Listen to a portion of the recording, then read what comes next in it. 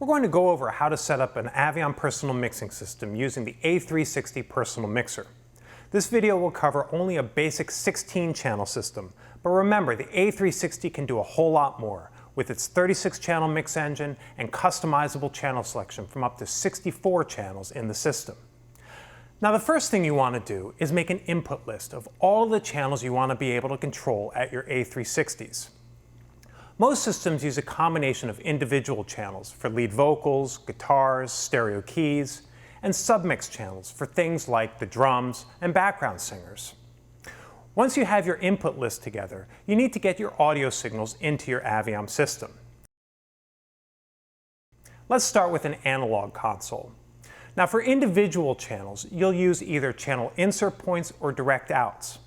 Some consoles have insert points that combine the send and return into a single jack, and for those consoles, you'll need to use an insert cable or insert snake.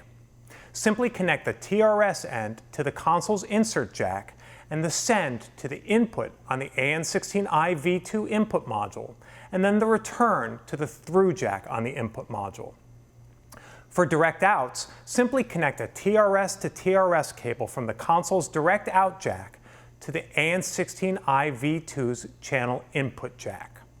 Now in either case, be sure to use a pre-fader signal rather than a post-fader signal.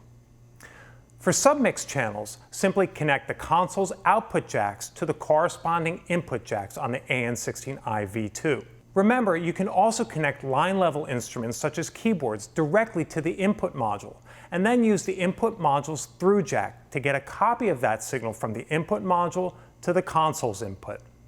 Next, use the front panel level switches to match the level to your input sources. In most cases, you'll use either +22 or +4. It's okay if the clip light goes on occasionally, but if you see a lot of clips, try setting the level switch to the left. Finally, set the stereo links for all of your channels. This is what tells the A360 personal mixers which channels are mono and which are stereo.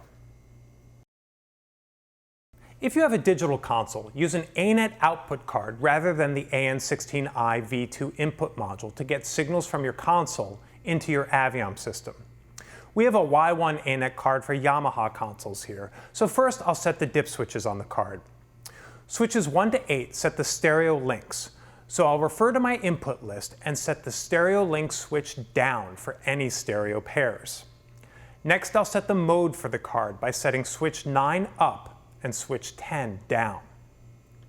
Then with the power off, slide the card into the console, tighten the thumb screws, and power on the console. To assign the channels from your input list to the card slot, you need to go to the console's signal routing section, which of course varies from console to console.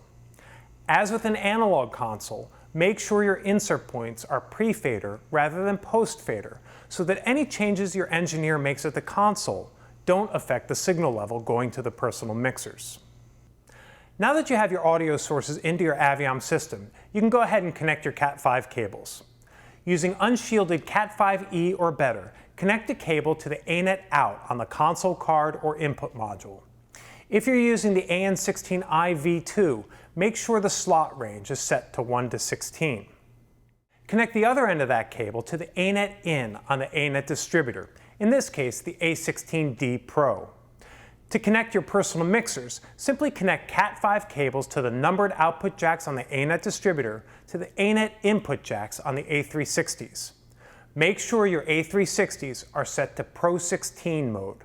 Now you don't need separate power supplies for your personal mixers, as they get both power and audio over the Cat5 cables. Finally, connect your headphones or in-ear monitors to the 1/4 inch or 1/8 inch stereo output jacks on the A360s. That's it. You're ready to start mixing.